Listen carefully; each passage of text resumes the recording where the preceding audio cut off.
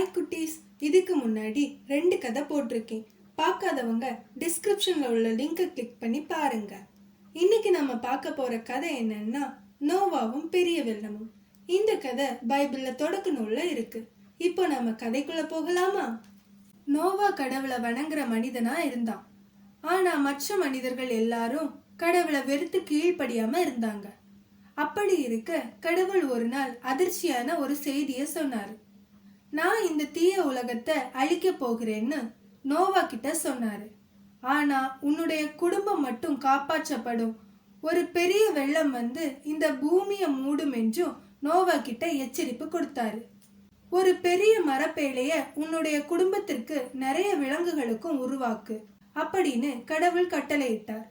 அந்த பேழைய எவ்வாறு உருவாக்க வேண்டும் என்றும் தெளிவாக கற்பித்தார். நோவா உடனே வேலைய ஆரம்பித்தான்.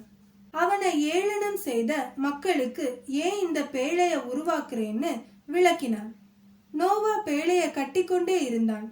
கடவுளை பற்றி மக்களுக்கு எடுத்து சொன்னான். ஆனா ஒருவரும் கேட்கவில்லை. நோவாவிடம் பெரிய நம்பிக்கை காணப்பட்டது. இதுவரைக்கும் மழை பெய்யாம இருந்தும் அவன் கடவுளை நம்பினான். தேவையான பொருட்களை நிரப்ப பேழையும் தயாராயிடுச்சு. முதலில் விலங்குகள் வந்து சேர்ந்தன. கடவுள் 7 விதமான இனங்களையும் மற்றும் 2 இனங்களையும் கொண்டு வந்தாரு. பெரிய மற்றும் சிறிய பறவைகளையும் மிக சிறிய மற்றும் உயரமான விலங்குகளும் பேழைக்குள் வந்து சேர்ந்தது. விலங்குகள் வந்து சேர்ந்த போது சில மக்கள் நோவாவை ஏளனம் செய்திருக்கலாம். ஆனாலும் பாவம் செய்வதிலிருந்து மக்கள் விலகவில்லை. அவர்கள் பேழைக்குள்ளும் செல்ல விரும்பவில்லை. கடைசியா எல்லா விலங்குகளும் பறவைகளும் பேழைக்குள் சென்றது. பேழைக்குள் வா அப்படின்னு கடவுள் நோவாவையும் அவன் குடும்பத்தையும் அழைத்தார். நோவாவும் அவன் மனைவியும் அவன் 3 பிள்ளைகளும் அவர்களுடைய மனைவிகளும் பேழைக்குள் சென்றார்கள். கடவுள் கதவை அடைத்தார். பின்பு மழை பெய்ய தொடங்கியது.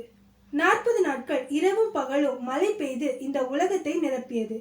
கிராமங்களையும் நகரங்களையும் வெள்ளம் சூழ்ந்தது. மழை நின்ற போது மலைகள் கூட தண்ணீரின் கீழே காணப்பட்டது. காற்றை சுவாசித்த எல்லாமே இறந்து போயின. தண்ணீர் உயர உயர பேழையும் மிதக்க தொடங்கியது. பேழைக்குள்ளே இருட்டா இருந்துச்சு. பயமா கூட இருந்திருக்கலாம். ஆனா பேழையானது நோவாவை வெள்ளத்திலிருந்து காப்பாற்றியது. வெள்ளம் ஏற்பட்ட 5 மாதத்திற்கு பிறகு உலர்த்தும் காற்றை கடவுள் வீச செய்தார். மெதுவாக அரராத் மலையின் மேல் பேழையானது தங்கியது. தண்ணீர் குறையும் வரை நோவா இன்னும் 40 நாட்கள் தங்கியிருந்தான். பேழையின் ஜன்னலை திறந்து ஒரு காகத்தையும் புறாவையும் வெளியே அனுப்பினான். இளைப்பாறுவதற்கு சுத்தமான இடம் கிடைக்காததால் புறா நோவாவிடம் திரும்பியது. 1 வாரத்திற்கு பிறகு நோவா மறுபடியும் முயற்சி செய்தான்.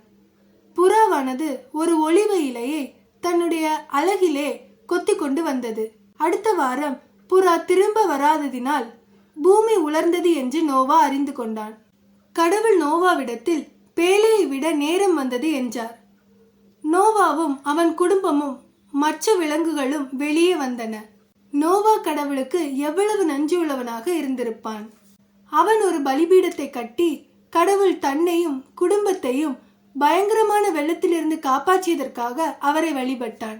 கடவுள் நோவாவுக்கு அதிசயமான இறைவாக்கை கொடுத்தார். மனிதனுடைய பாவத்தை நியாயம் தீர்ப்பதற்காக இனி ஒருபோதும் வெள்ளத்தை அனுப்ப மாட்டேன் என்று கூறி ஒரு இறைவாக்கை ஞாபகார்த்தமாக கொடுத்தார். கடவுளுடைய இறைவாக்கு வானவிலாக காணப்படுகிறது. வெள்ளத்திற்கு பிறகு நோவாவும் அவனுடைய குடும்பமும் ஒரு புதிய தொடக்கத்தை கண்டனர். அவனுடைய தலைமுறையினர் பூமியை திரும்பவும் மக்களால் நிரப்பினர். உலகத்தின் எல்லா தேசங்களும் நோவா மற்றும் அவனுடைய பிள்ளைகள் மூலமாய்தான் வந்தது. இதோட நோவாவும் பெரிய வெள்ளமும் நம்ம கதையும் நிறைவடைந்தது. இதை தொடர்ந்து அடுத்த வாரம் ஆபிரகாமுக்கு கடவுள் கொடுத்த வாக்குறுதி என்கிற கதையை நாம பார்க்கலாம். பாய் குட்டீஸ்.